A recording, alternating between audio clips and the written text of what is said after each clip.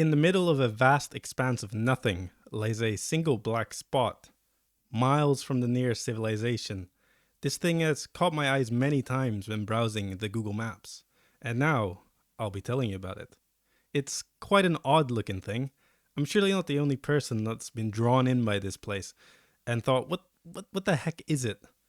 Look, it's even clearly visible from the International Space Station. When on the ground, this dot is a very picturesque location, a sea of black volcanic sand building up to a mound that overlooks a rich oasis. And as it turns out, this location was a long-hidden Berber legend, thought by outsiders not to actually exist. But it's real, and now I will explore it with you, virtually. Unfortunately, personally traveling to this isolated crater in the middle of the Libyan desert is not currently in the budget for this channel. But subscribe, and who knows, maybe one day. Before anyone complains that this is not an island, yes, it isn't.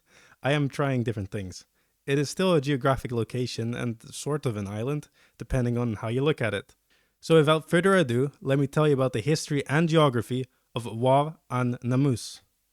Wa an Namus is a volcanic caldera in the Fezzan region of Libya. The Fezzan in itself is a large expanse of dunes broken by mountains and dried up river valleys. These rocky areas are home to numerous oases, some of which have been inhabited for thousands of years. Throughout the Fezzan, you can still find carvings in caves and cliffs of animals from a time when the Sahara was a much wetter place. The humid period ended 6,000 to 5,000 years ago, leaving these oases as the last refuges in an otherwise inhospitable furnace.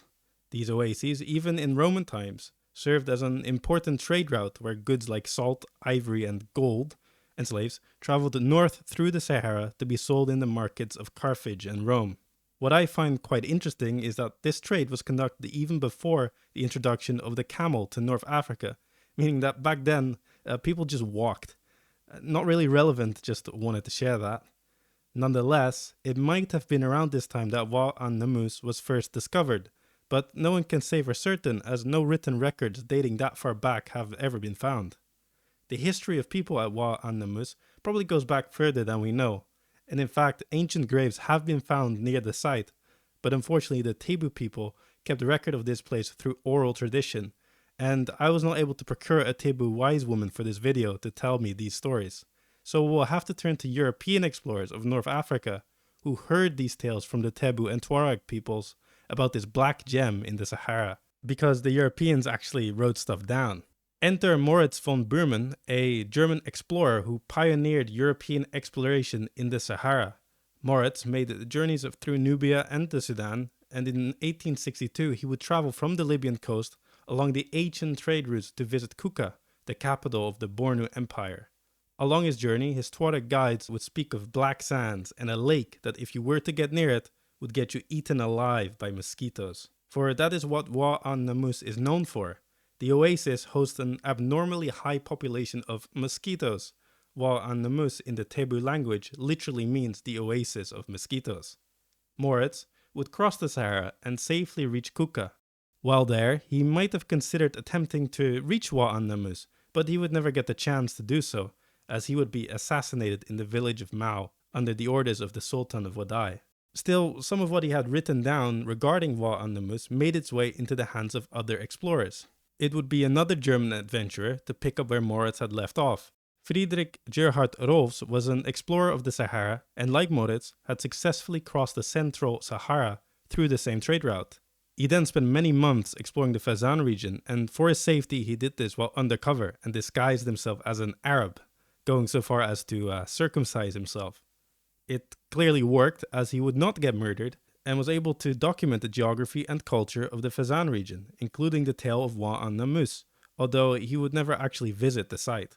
He was able to get concrete information about its existence back to Europe though, proving to some extent that this myth was a reality. The first European to actually visit Wa an Namus would be a French military officer named Laurent Lapierre, who was operating in Libya in the 1920s and would get captured by Senussi resistant fighters who would transport him to their base in the Kufra region. Along the way, they would stop at Wa an Namus. Here Laurent would have had the privilege as the first outsider to see this site.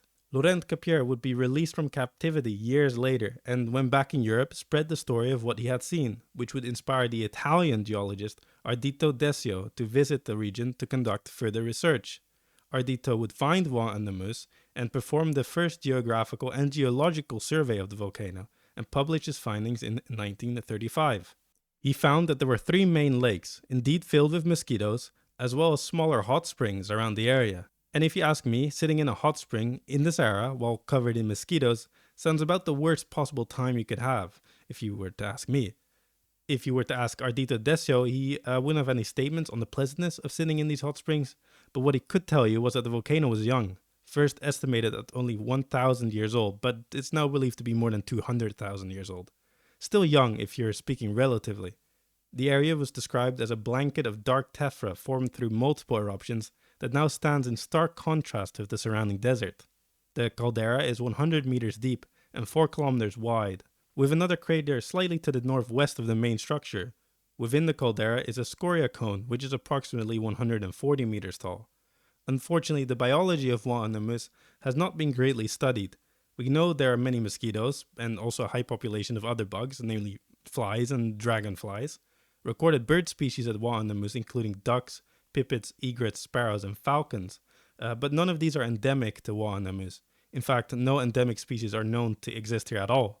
But the lakes could be home to certain relict populations. Relict meaning species that have survived from a time that the Sahara was wetter. These types of species have been found at other oases in the Sahara, but no one's ever been able to find one here yet. Maybe that person could be you. Now that I've told you about it, you want to know how to get here so you can dive in the water and collect these relict species. The nearest settlement is the oasis town of Wa al-Kabir, about 115 kilometers away from Wa Namus. This charming town even has an airport, so frankly all you need to do is go to Libya, arrange a flight from Tripoli to Wa al-Kabir, acquire an off-road vehicle or more likely an off-road camel, acquire the local drip, and get circumcised, and before you know it, you'll be there.